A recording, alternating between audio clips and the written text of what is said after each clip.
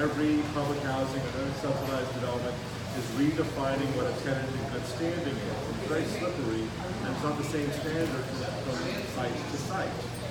Now, here's the problem with this. If you're coming from the side of one of the nonprofits doing the rebuild, Mercy, Bridge, whatever, it's like, well, we're going to replace these units, but we can't keep track of all these people because you at the housing authority were such a mess, a hot mess for 40, 50 years, and you're not keeping track of this, and now there's like 11 people living here where it's supposed to be 4 or 5. Well, it's not on us because we're replacing these units, right? But now think about, let's play that out, because this is what's happening now. There's a senior housing building being built at Sunnydale. And I don't know if anyone here is inside. No. Okay. But they're trying to get the seniors to sign, like, okay, I'm going to move into the senior housing. And the tenant advocates who live there are saying, wait, whoa, hold on. Don't sign that yet, or check it out, because your family's not moving with you. It's senior housing. Oh, wow. And so, if you're not careful, well, I mean, I don't know if it's a trick, but I don't know. Well, I don't know if it's intentional. I guess what I'm saying. Okay. No. I'm not going to argue it, believe me. But it's like, you know, grandma, if you're signing that, you're evicting your family. So what do? Do you turn down senior housing to stay with your family? Or do you, I mean, it is a rough choice. On top of that, then there's this redefining the standards, and this was a notorious problem from you and elsewhere. I'm sure you've heard of some of this too. That, you know, it's like they just make up things essentially. In one place, it was like you have to have a good credit rating to be a kind of good standing. Like, well, I live in public housing. I'm not sure my credit rating is going to be terrific, you know. And they've been chasing these things, and what's going on right now? And I'm like, can you hang on until January? Can you hang on until Prop F takes effect in September? No, it's going on now.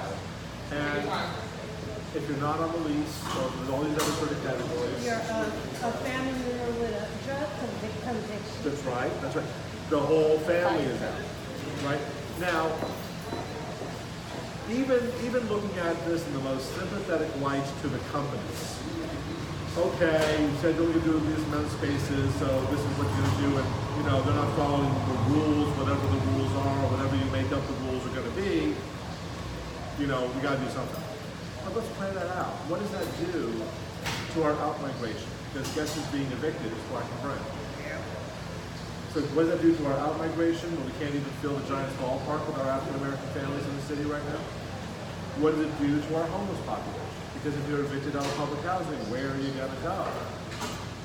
So everyone involved, housing authority, the Mercy Bridge, you know, they can say, well, we're doing our part, but everybody does their part and folks end up on the street. I don't think they're doing what they said. It's this little narrow thing, and this is what happens in the kind of corporate thing. So I tell you, I'm 1/4 step from saying, you know what, we need some amnesty or something because the housing authority is so thoroughly screwed this up. And by the way, there's all these boarded up units in the public housing because the city hasn't maintained those either. So the only way out, unless we're going to have a catastrophe, frankly, of like, you know, 21,000, okay, it's going to be 23 after this happens, is the city's got to step up. Well, until then, though. I guess what I'm trying to say is this might be an emergency because this is happening right now. Right. And I don't know entirely what to do about it, which is why I'm sort of telling y'all, and I'm glad you're here because maybe I can tell you more about it since we can dig into this. This is the first time I've talked about this. But I mean, because if we think we're going to make progress with this program and even with the ballot measure in the fall, this could really, you know, complicate us right out the gate. Because what's it going to be between now and election? We don't know. I think we really have to stress the fact that it's not just the city that needs to step up, it's also the community that has to step up. Because what does stepping up by the city look like? Well, we already declared a shelter emergency, and that has empowered the city to work more closely with local law enforcement because of issues around sanitation or public health. My favorite thing is when the city will clear encampments because the sidewalks are not clear, so it's actually an ADA violation. And it's really funny to me because you look at the encampments and most of the people are themselves disabled. So therefore, they're preserving the right for disabled people to freely walk the sidewalk, but not to actually like rest or sleep at night. So we have to remember when the city steps up, those don't always necessarily look the way we'd expect them to. And so it really is along with that grassroots element, the people actually becoming mobilized and organized around these issues and this competency. I mean, what you talked about in Sunnyvale is a very important thing, but it actually happens all over the Bay Area. Right. Like just a couple days ago, I was on 7th and Campbell in West Oakland, and met a nice woman named Sonia. Sonia had been evicted from her public housing unit 8 months before because 2 of her cousins' families had been living with her for 6 months beforehand, right? And so what had happened was the housing authority, which has its own little police force, called the cops on her. They busted her door one too many times because she got too many complaints. Before that, she gets evicted out of her unit. Her children go to CPS, and her family, they actually are fortunate. They get put into another unit over in Pleasanton, miles away. She still stays on 7th and Campbell because that's where she's lived her entire life. She's got 3 generations of her family living there. When I met her, she had been going to her cousin's house to shower. But then I met her the following week after that, and her cousin had been evicted. So we actually have the spirals of this issue going outward. And it's not just, these are for different issues. She was evicted out of public housing. Her cousin was evicted out of market rate housing. Her other family that was living with her, they were pushed out of some other support housing unit. So we have all these different issues. And the usual method is, well, you have to get educated on how the public housing authority. Oh, well, what if it's not support housing unit? Well, now you have to get educated on the support housing unit. But, okay, well, if they would kick out market housing, well, now you have to get educated on how the market rate housing unit evicts people. When fundamentally, these are the same market operations that are happening. These are the same groups of people. There are multiple people working on it. Fundamentally, it's still that same pole of resistance that is lacking within our community. That's not able to create pressure on those public housing authorities when they evict people. That's not creating pressure on these public officials that sweep out homeless employees. They're not creating pressure on these elected officials that are cozying up these development issues, these tech companies, and not making them pay a cent in taxes, right? So that's part of the issue. It's not just an issue of like pushing the city to step up. We as a community actually have to take a lot of this work into our hands and take that step forward that the city will then imitate. Because a lot of these great programs that the city runs or has, historically, we look back at them, these are community programs. Even when we look at all these programs that have been created, the baby that the people rely on, these are not the result of the city stepping up. These are the city stepping in after the fact, right? This is them to do damage control. So this isn't to disagree with what you're saying, Tony. No, we're good.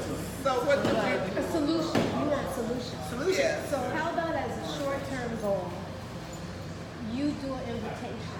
You do an invitation to all these big corporations to come to Mother Brown's for a dinner or a lunch.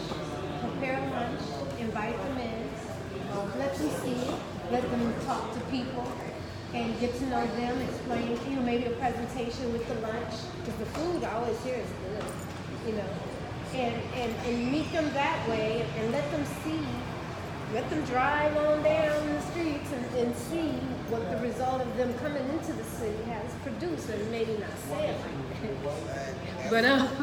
But kind of let them just see what the outcome is and where help is needed. And show them, show them the chairs upstairs, show them what's going on, and that you need their assistance, and that you can do it with a little help from all of you.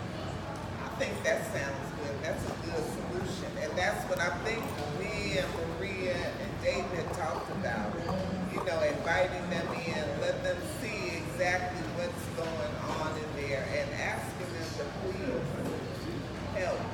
I tell you what, when I counted the homeless for the census, we went to the soup kitchens, but we didn't come with a clipboard and a suit on or whatever. We came in, we ate some food, we sat down with people, we met some of the most amazing people that had in their pocket an article about themselves. They wrote a book 20 years ago. People like, I met the pizza man before, the guy that was arrested for having pizza at the bus stop. Yeah, I remember that. Yeah, you meet people